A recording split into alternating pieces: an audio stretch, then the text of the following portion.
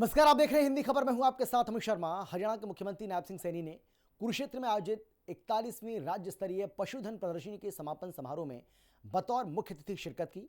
इस अवसर पर उन्होंने कहा कि इस प्रतिष्ठित प्रदर्शनी का हिस्सा बनना उनके लिए गौरव की बात है। मुख्यमंत्री ने 3 दिवसीय इस आयोजन को ग्रामीण संस्कृति, पशुधन परंपरा और आत्मनिर्भर भारत की दिशा में बढ़ते संकल्प का जीवंत प्रमाण बताया।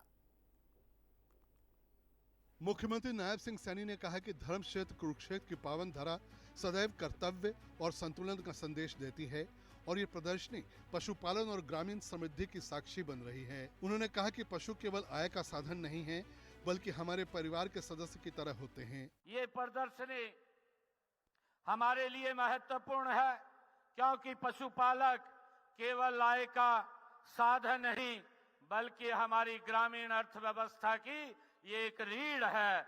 हरियाणा की पहचान इसके समर्पित पशुपालकों, उन्नत नस्लों और वैज्ञानिकों की ये सोच से बनी है।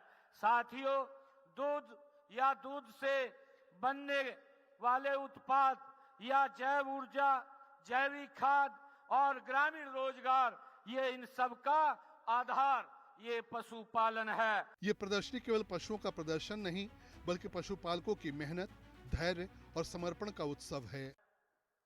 साथियों, यह 3 दिवसीय पशुधन प्रदर्शनी हमारी ग्रामीण संस्कृति, हमारी पशुधन परंपरा और आत्मनिर्भर भारत की दिशा में ये बढ़ते हमारे संकल्प का एक जीवंत प्रमाण है। साथियों, धर्म क्षेत्र कुरुक्षेत्र की ये पावन धरा जो कर्म, कर्तव्य और संतुलन का ये हमें संदेश देती है। आज पशुपालन हम और ग्रामीण समृद्धि के संकल्प का ये पवित्र भूमि ये साक्षी बन रही है।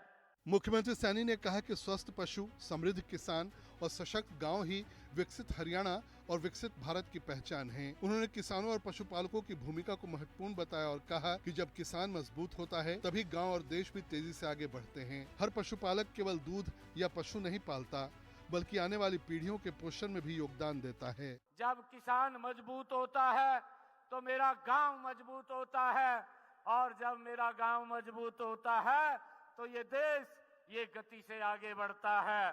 साथियों, आज की यह प्रदर्शनी केवल पशुओं की नहीं, ये मेरे पशुपालकों की मेहनत, धैर्य और समर्पण की ये प्रदर्शनी है। मैं आज हर पशुपालक से ये भी कहना चाहता हूं कि आप सिर्फ दूध या पशु नहीं पालते, आप आने वाली पीढ़ियों को का भी पोषण करने का काम आप करते हैं। सीएम सैनी ने बताया कि देश के कुल दुग्ध उत्पादन में हरियाणा का योगदान 5.19% से अधिक है, जो राज्य की मजबूत पशुपालन व्यवस्था को दर्शाता है। साथियों, आधुनिक पशु आहार, टीकाकरण और रोग नियंत्रण, प्रजनन तकनीकी और डिजिटल सेवाओं की जानकारी से आप पशुपालक और अधिक विकसित बनेंगे। ये हमारी सरकार का उद्देश्य है। साथियों, यह हमारे लिए ये गर्व की बात भी है कि देश के 2.1% दुधारू पशु हरियाणा में हैं। साथियों, देश के दूध उत्पादन में हमारा हरियाणा का योगदान ये 5.19% से ये अधिक है।